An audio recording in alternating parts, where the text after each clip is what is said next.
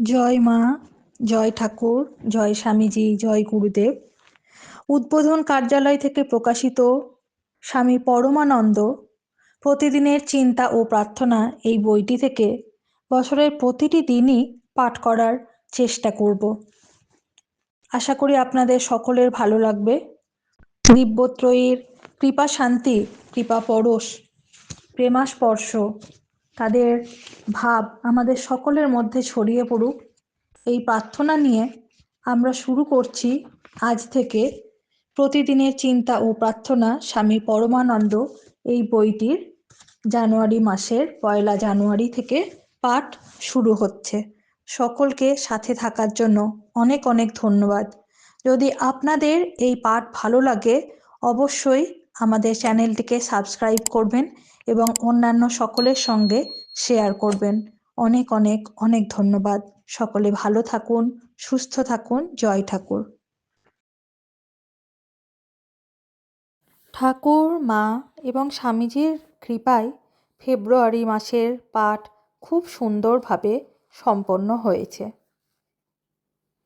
Harrow জীবনের এই সুমিষ্ট স্তবক উদ্ঘাটিত করিতেছে সে সৌন্দর্য।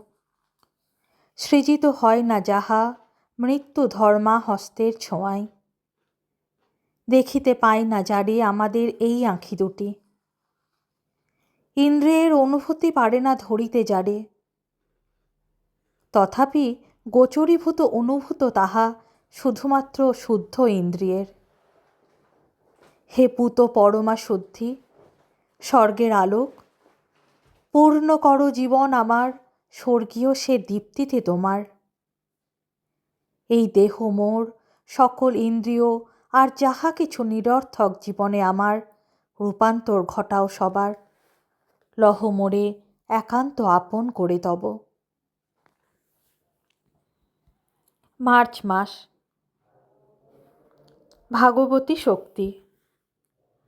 তোমার মনকে আমারই চিন্তায় পূর্ণ করো।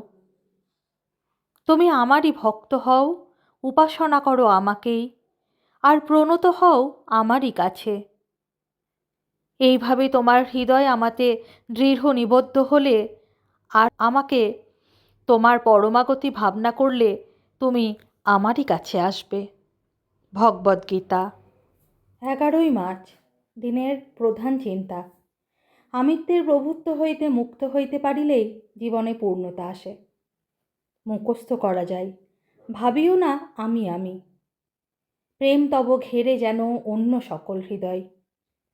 সত্য প্রেম জানে না যে সীমারও বন্ধন। অনন্ত আকাশের মতো হয় সে শূন্যের পূর্ণ আবরণ। উপদেশ। যখনই সম্ভব নিজের কথা ভুলিয়া যাও, বারবার, অনেকবার। নিজেকে ভুলিতে না পারিলে সাধু জীবন যাপন করা যায় না। যতক্ষণ আমরা নিজের কথাই ভাবি ততক্ষণ আমরা ভগবানকে ভুলিয়া থাকি। আমাদের ক্ষুদ্র আমিকে বিসর্জন করিবই, ইহাতে আমাদের সামান্য ক্ষতিও হইবে না, এই ভাব চাই। যখন হৃদয়ে পুণ্য কামনা অথবা কোনো দিব্য আদর্শ পালনের অভিপ্রায় জাগ্রত হয়, তখনই এ কাজ আমরা সহজে করিতে পারি। তখনই আমাদের জীবন শুদ্ধ সত্য ও আশিস মণ্ডিত হয়। প্রার্থনা। হে পরম দয়াল প্রভু, আমি যেন এমন ভালোবাসা ও ধীর স্থির ভাবের অধিকারী হই যে কখনো কোনো জীবকে আঘাত না করি। আমি যেন এমন সৎ চিন্তা করি যে আমার প্রাণ মন ঊর্ধ্বগতি হয়।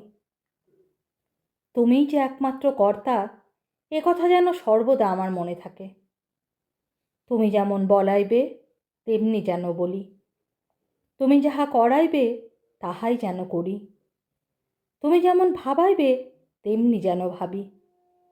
চিরদিন যেন আমি তোমার হাতের যন্ত্র হইয়া থাকি। ওম শ্রী রামকৃষ্ণার্পণমস্তু।